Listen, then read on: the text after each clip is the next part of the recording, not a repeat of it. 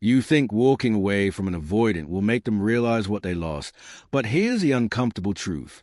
Most of the time, they actually feel relieved when you leave. They breathe easier. They stop worrying about disappointing you. And they convince themselves they are better off alone.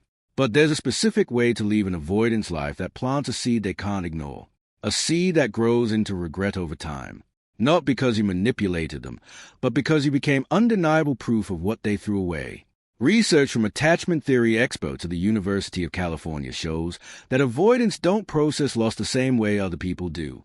While most people feel the sting of a breakup immediately, avoidants often experience what's called delayed grief. They don't miss you right away. They miss you months later when they realize no one else makes them feel the way you did.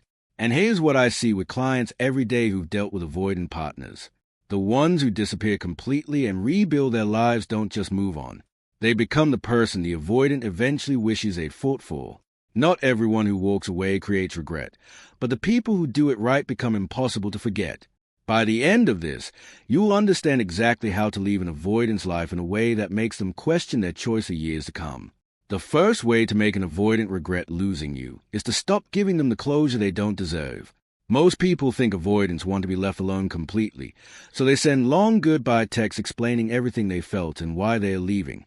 But this actually makes the avoidant feel better about letting you go. When you give them a detailed explanation, you're doing their emotional work for them.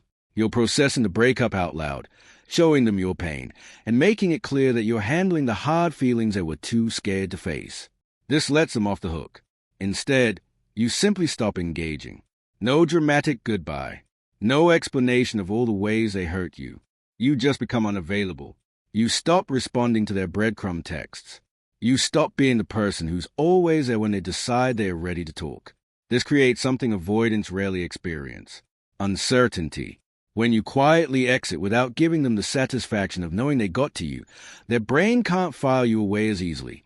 Months later, they'll scroll through old messages trying to figure out where things went wrong, and they won't find a clear ending. That ambiguity will haunt them.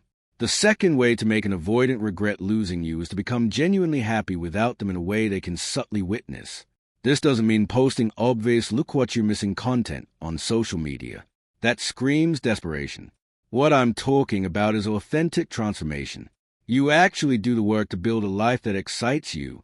You take up hobbies, spend time with friends who make you laugh, and pursue goals that matter.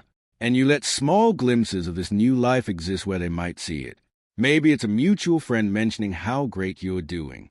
Maybe it's a single social media post about something you accomplished. The reason this creates regret is because avoidants are deeply afraid of two things: being needed too much and not being needed at all.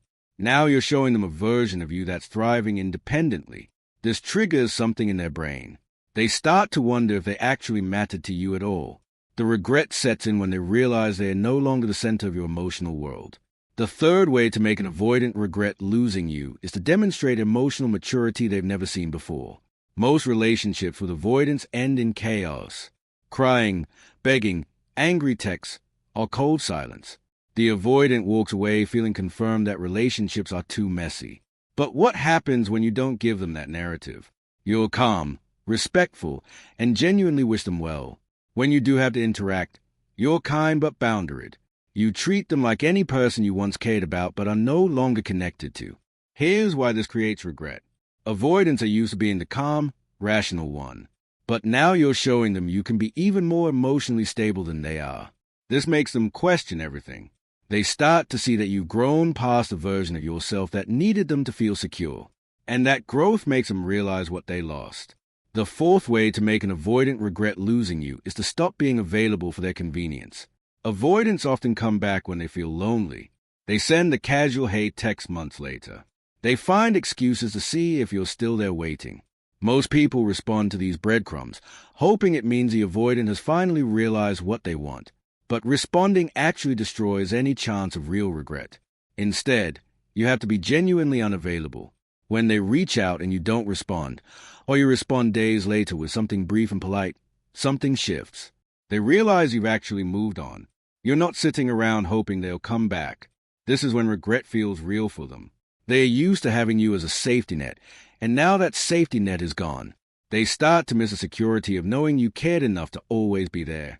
The fifth way to make an avoidant regret losing you is to let them see you receive the love they couldn't give you. When an avoidant sees that you're being treated well by someone else, something in them breaks. They spend the relationship convincing themselves that you were too needy. But when they see someone else meeting those exact same needs without complaint, their entire narrative falls apart. They realize the problem wasn't you being too much. The problem was them being unable to show up. And that realization doesn't go away easily. They carry it into future relationships, always wondering if they'll find someone who made them feel the way you did.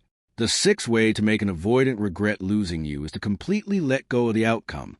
The moment you stop caring whether they regret losing you is often when they start to feel it most intensely. When you genuinely release them and focus entirely on your own growth, something energetic shifts. They can feel it. When you cut that invisible thread completely and stop caring about their perception, you become unreachable in a way that's deeply unsettling. True indifference is something they can't handle. They start to feel like they've been erased from your life in a quiet, final way. For someone who struggles with feeling valued, this is devastating. The regret comes from realizing they weren't as important to you as they thought.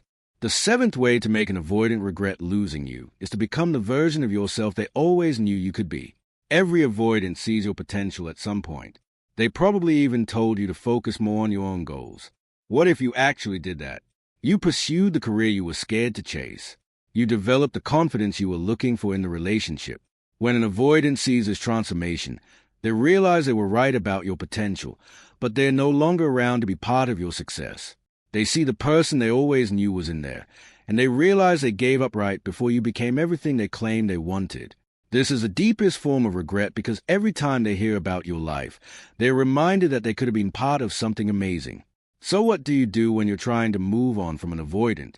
First, understand that making someone regret losing you isn't about revenge. It's about becoming so undeniably amazing that their absence becomes their loss, not yours. Remember that avoidants don't process loss immediately, but months or years down the line, you'll be the one they think about. But here's what you need to know. Even if they do regret losing you, that doesn't mean you should take them back. Regret doesn't equal change. You deserve someone who doesn't need to lose you to appreciate you. In the end, the goal isn't really about making them regret anything. It's about making sure you never regret staying too long with someone who couldn't meet you where you were. Thanks so much for watching. If you found yourself nodding along, remember that your worth isn't determined by whether someone regrets losing you. Avoidance can be incredibly difficult to walk away from, but you deserve someone who doesn't make you feel like you're constantly trying to prove you're worth staying for. If this video helped you, please like, share, and subscribe. Drop a comment below about your experiences with avoidant relationships. Until next time, remember that the right person won't need to lose you to appreciate you. Take care of your heart.